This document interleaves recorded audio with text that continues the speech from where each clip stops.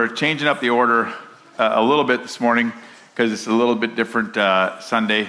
We're changing the sermon series. We're just going to take a break on go fishing until next week, because by now, hopefully, you have heard that Pam and I are changing ponds. And we're going to be moving to Mason City, and after August 23rd, I will no longer be your pastor, which leads to the obvious question for you as a congregation: now what? And today, I want to remind you of some biblical truths that have been important during our time together, and that I think will be giving you direction. They'll be answering that question of now what as you enter into this season of transition as a congregation. The first verses I'd like to have you reflect on were verses that I chose when I was ordained as a pastor back in September of 1999. Hebrews 12, 1 and 2. Therefore, since we are surrounded by such a great cloud of witnesses, let us throw off everything that hinders and the sin that so easily entangles, and let us run with perseverance the race marked out for us, fixing our eyes on Jesus, the pioneer and perfecter of faith. For the joy set before him, he endured the cross, scorning its shame, and sat down at the right hand of the throne of God. When the first year I was here as a pastor, 6 people passed away, and we had funerals. And I didn't know any better. I was like, well, that's what it is to be pastor here. And then some people at the end, you're like, whoa, 6 funerals. I think they're wondering, what kind of pastor did we bring in? He's going to bury us all. But there's been a significant number of godly saints over the past 20 years that have joined the cloud of witnesses from this congregation. And these saints, they followed Jesus in this congregation through many pastor transitions. Each of us, we need to keep following Jesus in the race that he's marked out for us. Pastors and missionaries are not the only people who are called by God. And you know that, but sometimes we just got to be reminded that each of us has a race to run, a race that's marked out for us. It's following Jesus that led me and Pam out of the Air Force and into seminary.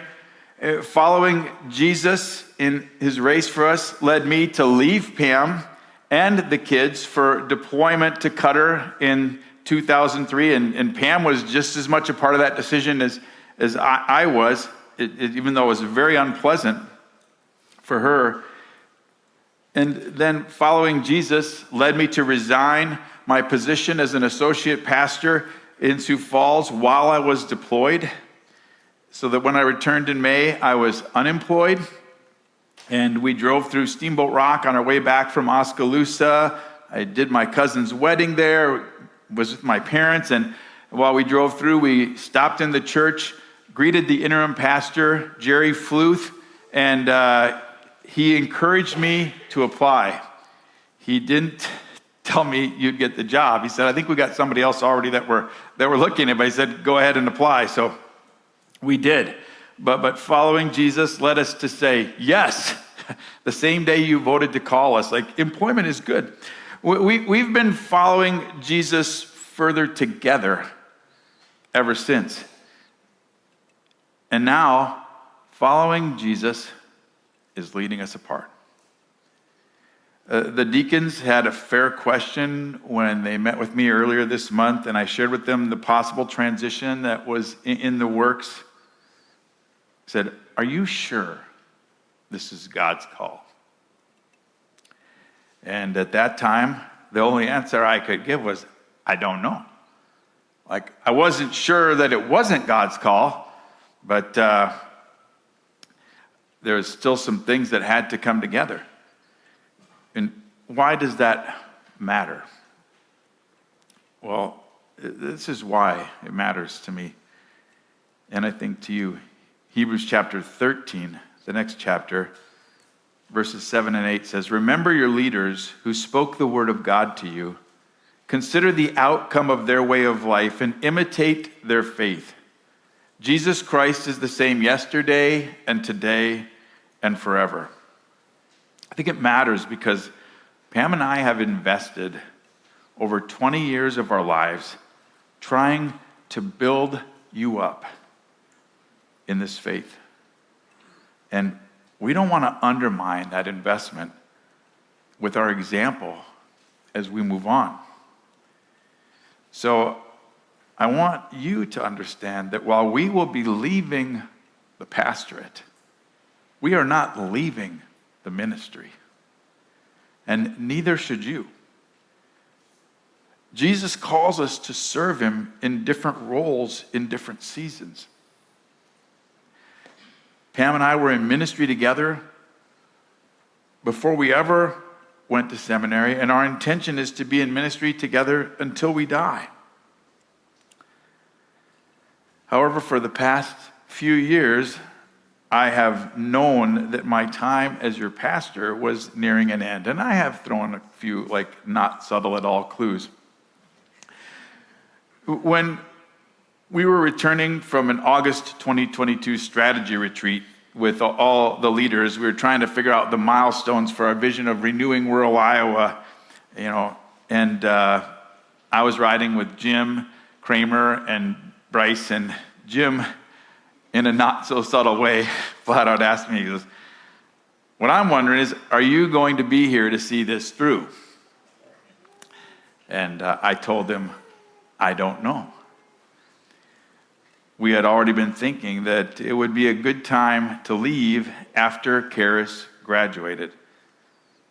4 years back, I received an invitation to apply to the Central Plains Regional Minister position. It was actually not Central Plains, that's Randy Jasper's job. This was the Great Plains region. It's like from South Dakota down to Texas. South Dakota's my home turf, and Texas didn't seem bad. You could rotate and and I've always thought regional minister, that's what I would do next. And visited with Pam, and she's like, I don't think that's going to work. Visited with Karis, and that is not going to work.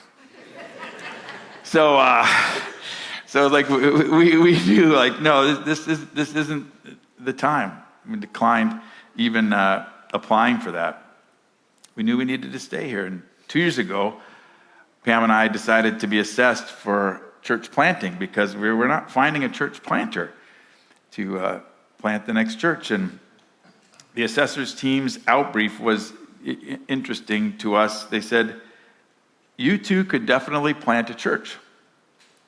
You could do a lot of things. You two are very duty bound.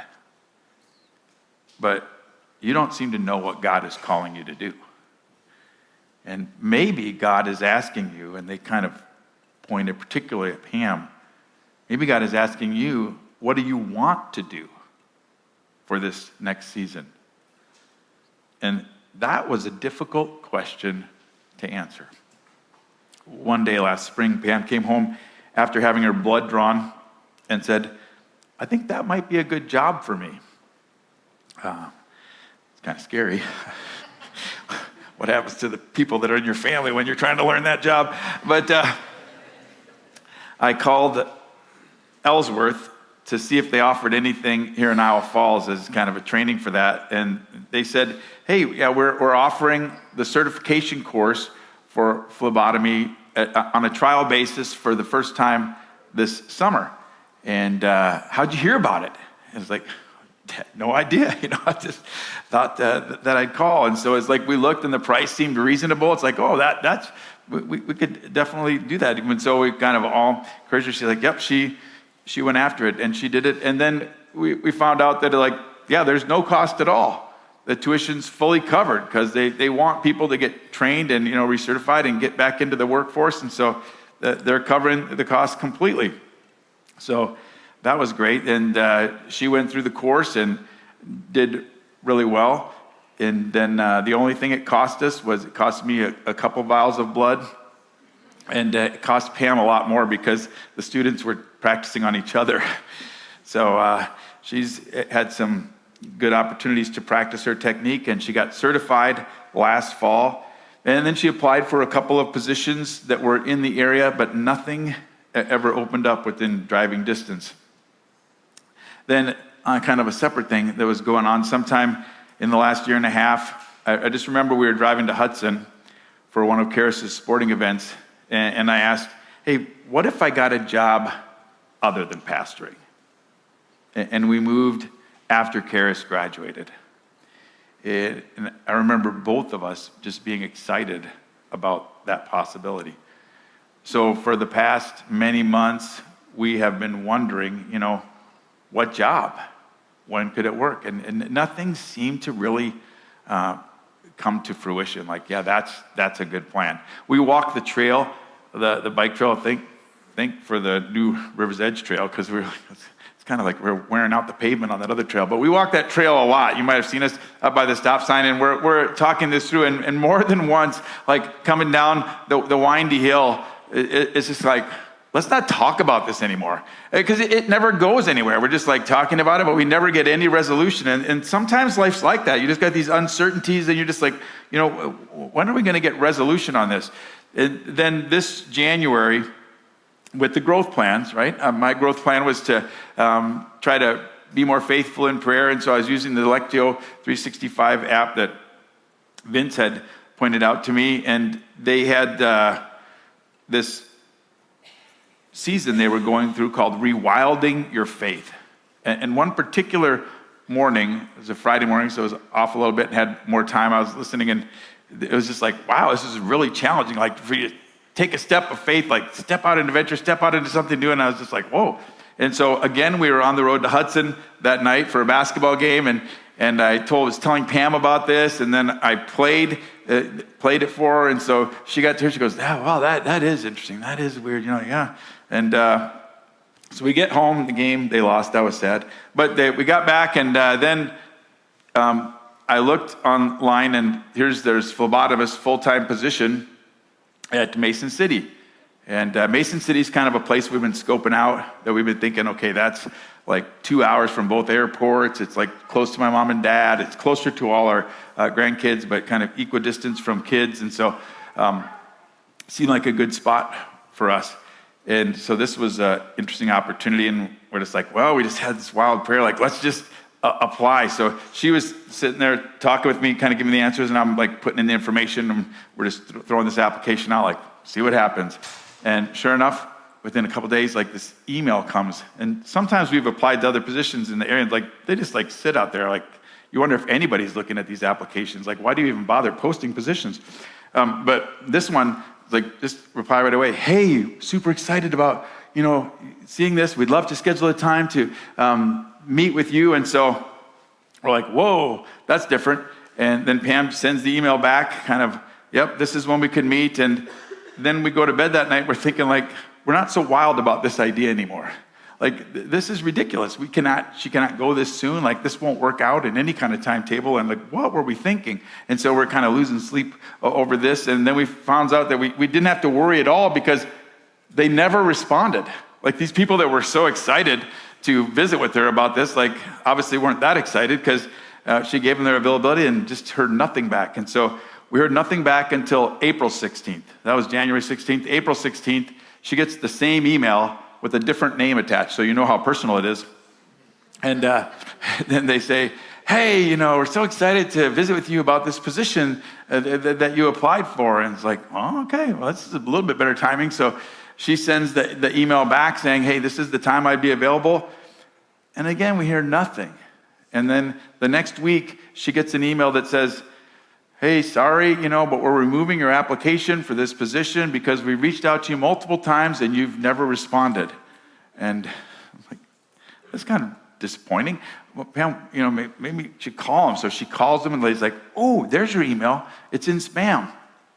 And so she says, well, I'll schedule an interview for you. So they schedule an interview for her, and she nails the interview. I mean, she just does a really good job. And so it seems like this is going to happen. Like, she's going to get this job. And they said, we'll schedule you with a job shadow. And so that'll be the next step. And then kind of nothing happens. They don't schedule the job shadow too fast. And in the meantime, after that, like, things are moving forward for her. I'm thinking like, man, I better get going, because if she's going to go, I'd like to go with her.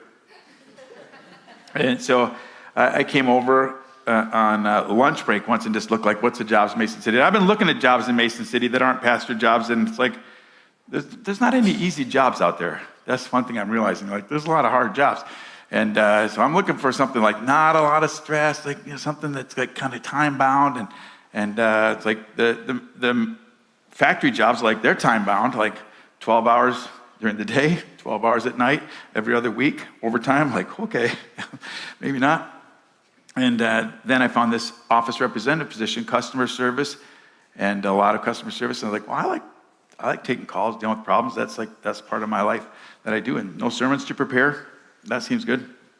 So I called the lady on it, which I thought, that's probably not what you're supposed to do. You're probably supposed to apply. Like, that's why she's using this service. But I thought, she's from South Dakota. You know, I'll call her. So I called her, and she answered. She was pleasant for about a minute. And then she said, yeah, if you're interested, just send an application in. So I was like, okay. Got it. That's probably what I should have done. And so then for my lunch hour is up, or maybe just a little bit into the end of the lunch hour, I like threw together this resume on Indeed, like nothing to impress anybody too much. And then filled out the application and sent it off, and like, we'll see what happens. And then just as personal and time attentive, I got an immediate reply saying, hey, take this online test. And so after work that day, I took this online test. How hard could it be? I'm a math major. It could be hard. And I'm like wondering, well, maybe that'll be the end of this. But then, nope, I got called for a phone interview. So I did a phone interview. And then that's when the deacons, I mentioned it to Don, like, hey, these things are transpiring, and just wanted to let you know as the chair. And he's like, yeah, I think we need to let more people know. So, and they're like, yeah, you need to let us know. And so they met with me last week, and that's when they were asking this question. They're asking, like, hey, is this God's call? And we just didn't know. But since that time, Pam called up about the job shadow, and they're like, yeah, we could do it this day, the very same day that I'm getting interviewed. So we're able to drive up to Mason City together, and I'm seeing Pam studying these things, and it just becomes apparent to me, like, this is not something that can wait 2 years. Like, the skills that she learned, it'll be a waste of time if she doesn't get a job. So you got to use this stuff. And her job shadow went great. My interview, I didn't know. You know, I did my best. But we'll see. And then she got offered the position. There was a whole bunch of stuff around that. But after negotiations and some back and forth, she got offered the position, and they couldn't wait. Like, they're like, we can't wait 3 months. She's got to come now. We need this position filled, or we can just put her on the list for a different position. I was like, no, you know. So that's when we moved ahead with drafting the resignation letter and letting the deacons know this past Monday. And I put the letter out not knowing. I'd asked my potential boss, like, hey, could you let us know? Because we got a week to decide. And she goes, no, I can't, because I got other applicants that I'm interviewing. It's like, oh, that's comforting. And so we drafted it anyway. And then after the draft went out Tuesday, she called and said, hey, I'd like to offer you the position. And it's like, oh, that's good. I'd like to have a job. And so that's how we got to where we are. And that kind of ends our season of uncertainty. And we're very confident that the Lord's calling us to serve him in a different way going forward. But it starts your season of uncertainty. And now as we're leaving the fog, you're entering the fog as a congregation. And there's some great words that are engraved on a rock out there on the northeast corner of our church. And that rock was placed there by some pretty committed volunteers early in my time here. And they chose these verses, and they're from the prophet Isaiah to a people that were going through a really difficult upheaval. God's people were going through transition, and the prophet Isaiah, shared these words with them. Trust in the Lord always, for the Lord God is the eternal rock. 20 years is the longest that any pastor has served in this congregation, but it's a small fraction of the 148 years that God has been doing work in this place through this congregation. And it's just a blip compared to eternity. This is the eternal rock that you're called to put your trust in. In seasons of uncertainty, driving in the fog is not pleasant.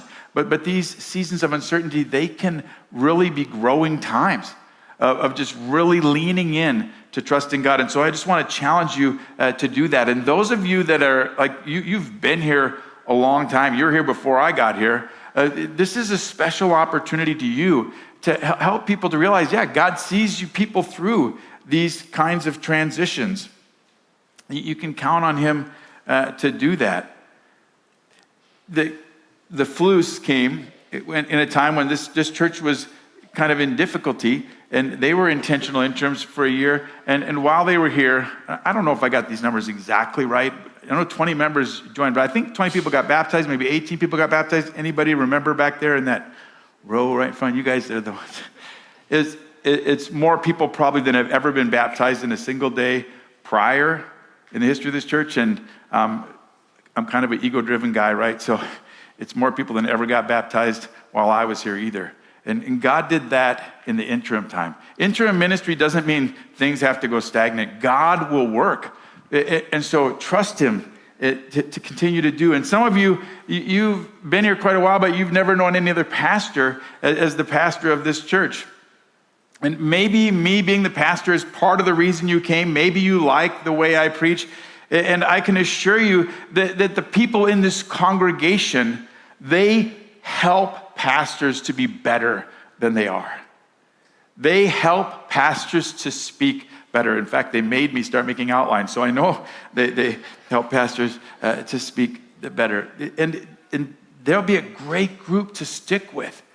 And some of you, maybe you just started visiting, you're like, now this guy's leaving, like, I don't know if we want to go here. And I would say, no, this is a great time to go here. This is a great time to get in on the foundation of the next chapter. If I was you, I would say, man, I want to go through membership class right now. I want to join this church. I want to be a part of voting for who the next person's going to be. And I want to see what God's going to do in this time. All of you together, man, you can really trust the Lord. I remember hearing about the wonderful prayer times that this congregation had before I got here.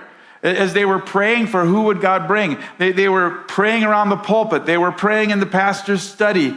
They were praying at the parsonage. That's awesome. And I would encourage you, be doing that together. And finally, don't stop your giving. Giving is a way of acknowledging trust in the Lord. This is not the time to hold back on giving. This is the time to lean into it. Let a prospective pastor know this is a congregation that trusts in the Lord. They're faithful to follow him together. For so many years now, after every election in January, we've had formal installation of officers. And in every one of those services, we read from the next chapter of Hebrews 13:17. It says, have confidence in your leaders and submit to their authority because they keep watch over you as those who must give an account. Do this so that their work will be a joy, not a burden, for that would be of no benefit to you. And I challenge the congregation to promise that you'll do that you'll stand behind them, encourage them, pray for them, that you're not going to undermine them with discouraging their service by gossiping or slandering or rebellion. And you guys promise, you say, we do, God being your helper. And now is when that promise comes due. It's in times of uncertainty like this when a congregation really needs to trust their leaders. And especially for those of you who have led before.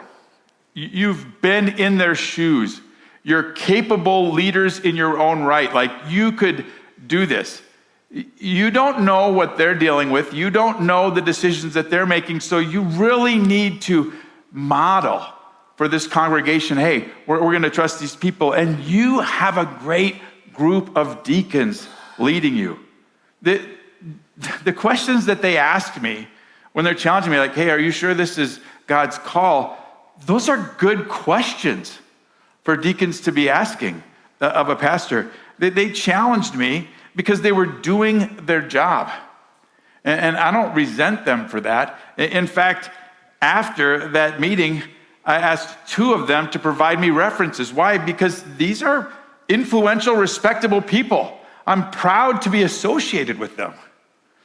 And you're blessed as a congregation to have them.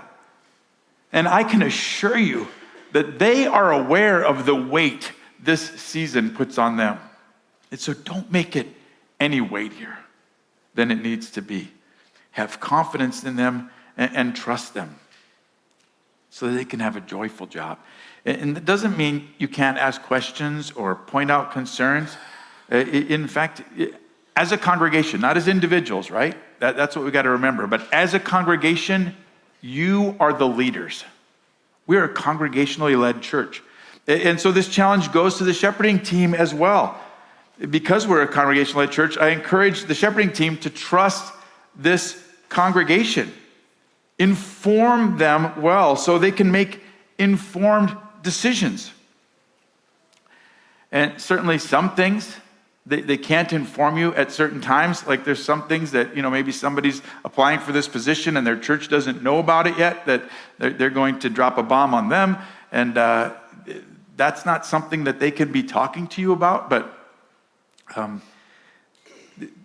that discretion is theirs to exercise. But I don't want them to ever forget that they serve you. And I don't think they're going to forget that. They collectively lead. And if you guys stay together, God can work this way. The shepherding team is going to be sharing more about what's coming next. And part of your honoring leaders is trusting the next pastors. I think there's going to be hopefully an interim pastor that'll come in to lead this congregation, and I hope that you'll really trust that pastor to do what they need to do to see you through a season of transition. And I'll invite the deacons to come up now. But the last verse that I would share, it comes before the verse on the rock in Isaiah. And this is a promise.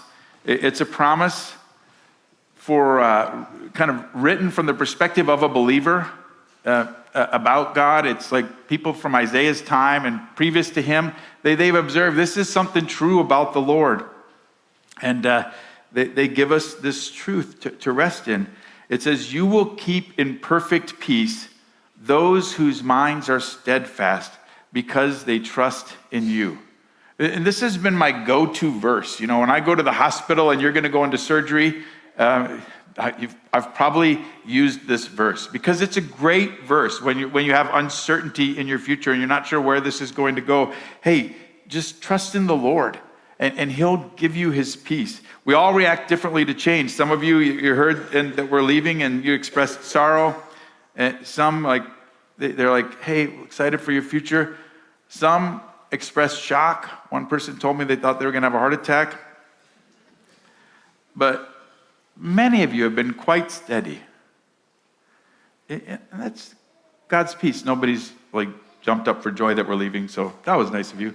But during the Flus interim ministry, the contemporary service was meeting in the fellowship hall, and the traditional service was meeting in the sanctuary. And this was literally a congregation divided. And I think God worked to bring peace. This is my interpretation of circumstantial events, but a thunderstorm came and struck the sound system in the fellowship hall and took it out. So the contemporary service had to move back into the traditional service space. That was difficult. And then Pastor Fluth struck lightning in the traditional service when he walked right down the aisle and said, "You don't like these songs. I don't like them either. But it doesn't matter because they're not being sung to us." And God worked to bring peace. My hope and prayer for this congregation during this upcoming season of transition is that you'll experience a profound sense of God's peace together. I'm going to finish these last 3 months well. I'm going to try to. Pam's going to be starting June 10th, so she's already moving in a sense. But after I join her near the end of August, I'm going to withdraw intentionally because I don't want to be a disruptor of the peace. But I do hope to be invited back to the 150th anniversary of this congregation. And I hope to celebrate hearing and seeing how the Lord's perfect peace abounded for this congregation through this season of transition.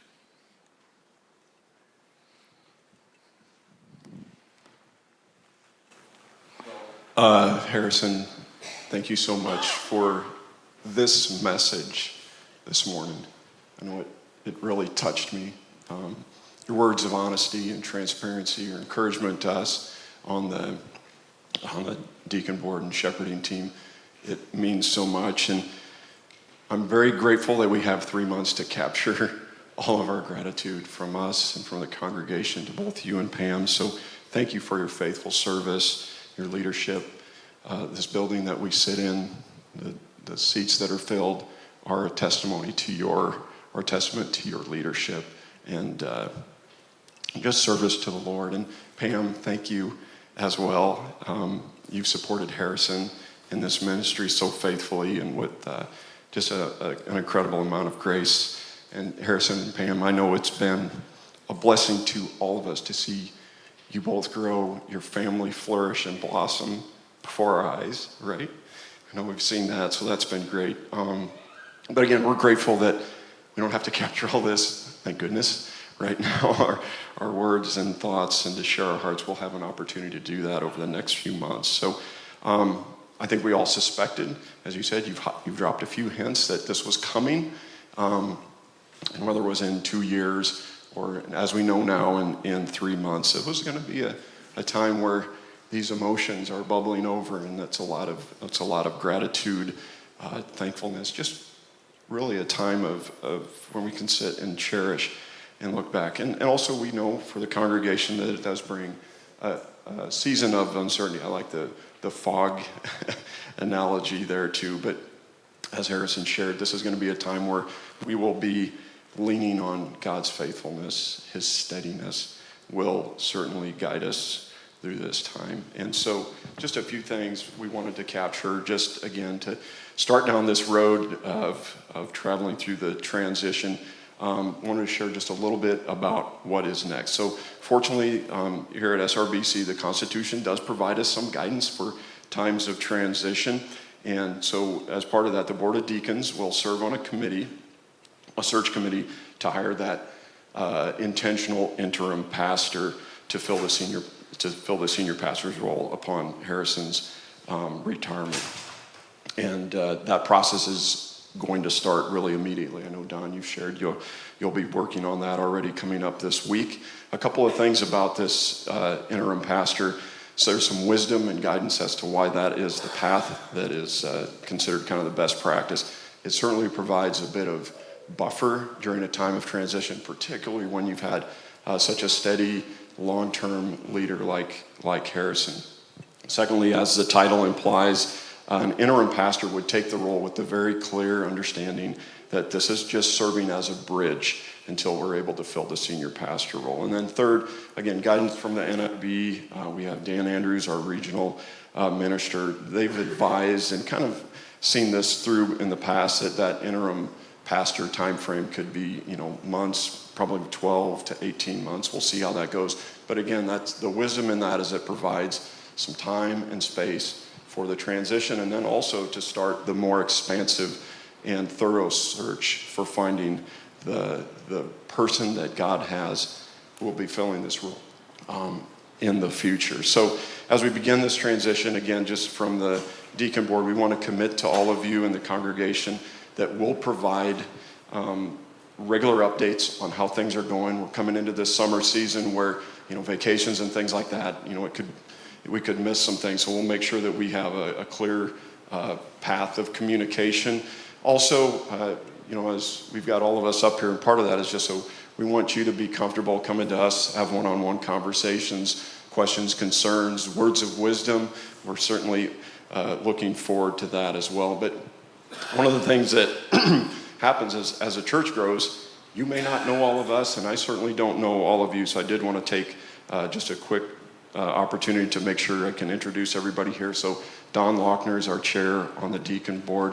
Mike McConnell, Eric Olson, Aaron Dodd, and Vince Lindeman. We're kind of fortunately spread across the community too. So whether you catch us here before or after a service, reach out. We could grab lunch or breakfast, and certainly willing to meet with you. So one final thing here as I wrap up, we certainly, as Harrison said, understand the weight that's on us, but we also are looking forward to your prayers for us as well. So keep us in your prayers. We pray for wisdom and guidance in the days and weeks ahead. And I'm going to turn it over to Don as he closes us here in a prayer. Thank you,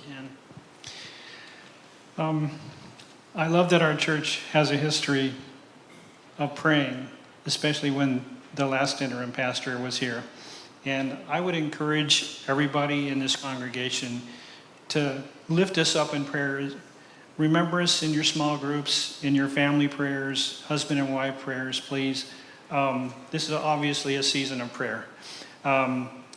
So please join me in prayer right now. Thank you, Father, for your rich blessings of love and guidance over the years. We ask that for your continued blessings as we embark on this journey to seek the persons that will lead us both in the interim process and eventually to a new pastor. We ask that you continue to bless and protect Harrison and Pam as they move into a new chapter in their story. We ask that you richly bless them and lead them toward the good works that you have prepared for them beforehand. Help us to accept the challenges that are before us and to embrace them with willingness and boldness of heart. Remind us often that perfect love casts out fear. Remind us to be slow to criticize, but quick to offer grace and willingness for each of us to do our part during this transition. Also, we thank you for the love and devotion that our church staff have given this church family, and we ask that you continue to bless and protect them and their families as they continue their vital roles in serving our church needs. We ask for your Spirit to guide us as we focus on the challenges ahead. We ask for the Spirit to give us wisdom and discernment, and as we seek your will. And we ask in faith that you send us the person that will serve as our interim pastor, and that you prepare now the heart of the person you have chosen to be our new pastor when the time comes. Help us as a church family to be united in love and grace, but also in purpose, to stick with our mission to renew rural Iowa, and of course, to follow Jesus further. Amen.